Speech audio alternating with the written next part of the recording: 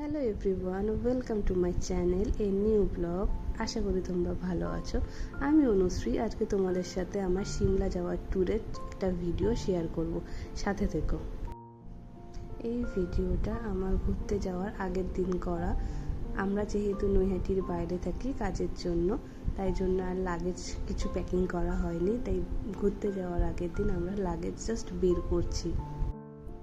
Luggage বের করতে গিয়ে একটা বড় কনফিউশনের মধ্যে পড়ে গেছি, কোন লাগেজটা নেব, এত জামা কাপড় কোন লাগেজটায় ফিট হবে।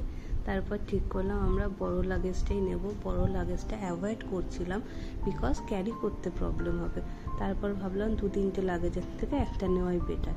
এই যে লাগেজটা আমরা বের করছি ওটা আমার বিয়েতে গিফট পাওয়া, আর যেই লাগেজটা উত্তম সরাচ্ছে সেটা আমার মা আমাকে বিয়েতে তত্ত্বে গিফট করেছিল। ফাইনালি আমাদের লাগেজ বের হয়ে গেছে। লাগেজের কালারটা খুব সুন্দর, আমার খুব পছন্দ হয়েছে। এখন ভয়েস ওভার দিতে গিয়ে মনে হচ্ছে কদিন আগে ঘুরতে গেলাম, এত তাড়াতাড়ি এই কটা দিন চলে গেল। উত্তম ফাইনালি বক্স কাটটা অফ করে দিচ্ছে। এবার ফাইনালি আমাদের প্যাকিং শুরু হবে। প্যাকিং শুরুটা আমি উত্তমের জামা কাপড় দিয়েই করেছি, কারণ ও এটা ভুলে যায় সেটা ভুলে যায়। আমি তাই ওকে বললাম, তোমার যেগুলো এসেন্সিয়াল তুমি আমাকে বের করে দাও, বাকি আমি আমারটা পরে নিচ্ছি।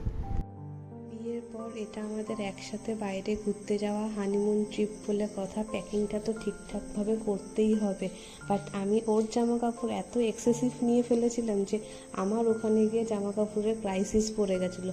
অ্যাট লাস্ট তারপর মেকআপ করে এদিক ওদিক করে চালিয়েছি। যেহেতু ঠান্ডার জায়গায় যাচ্ছি তাই ঠান্ডা জামা কাপড় কিছু সামনে রাখছি, বাট এখান থেকে যাব যখন তখন তো গরম থাকবে। ওখানে গিয়ে যেহেতু ঠান্ডা পেয়ে যাব আমরা, তাই ইনস্ট্যান্ট যেগুলো আমাদের দরকার সেগুলো আমি হাতের সামনে রেখেই প্যাকিংটা করছি। লাগেজ প্যাকিং আমাদের হয়ে গেছে। একটা বড় ট্রলি নিয়েছি আর একটা পিট ব্যাগ নিলাম। এই হচ্ছে আমাদের ঘুরতে যাওয়ার আউটফিট। বাড়ির থেকে বেরিয়ে আমি মায়ের সাথে দেখা করতে একটু ওই বাড়িতে গেছিলাম, বাট মা খাবার দাবার রেডি করে রেখেছিল, ওগুলো আবার প্যাকেট করতে আমার লেট হয়ে গেল। তাই দৌড়ে দৌড়ে আমরা নৈহাটি লোকালটা ধরেছি। ফাইনালি আমরা শিয়ালদা এসে পৌঁছালাম। এখান থেকে একটা ওলা বা উবের নিয়ে আমরা হাওড়া স্টেশনে যাব। ফাইনালি আমরা উবের পেয়েও গেলাম। টাইমের অনেকটা আগে আমরা হাওড়া স্টেশনে চলে এসেছিলাম, তাই কিছু স্ন্যাক্স খেয়ে নিলাম। ফাইনালি আমাদের ট্রেন 9 নম্বর প্ল্যাটফর্মে দিল। ট্রেন ছিল নেতাজি এক্সপ্রেস।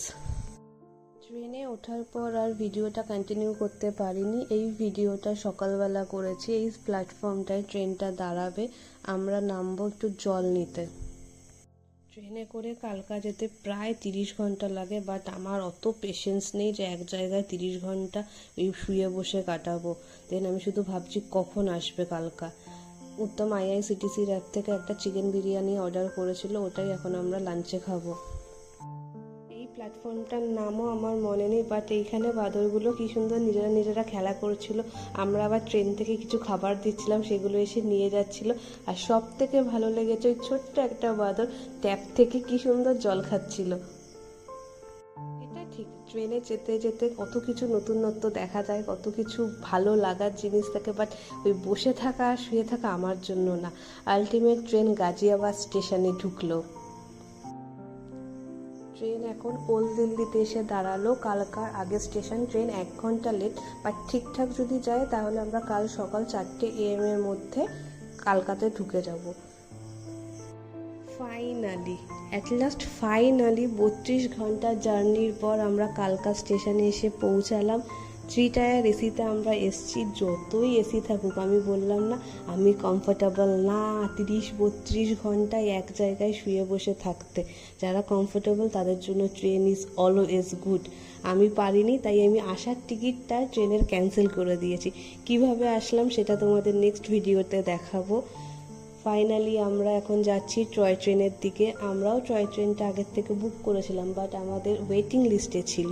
বাট এখন 2টো সিট কনফার্ম হয়েছে, বাট 2টো আলাদা কম্পার্টমেন্টে, তাই আমরা ওটা ক্যান্সেল করে 7:30 শিবালিক এক্সপ্রেসে আমরা টিকিটটা বুক করেছি।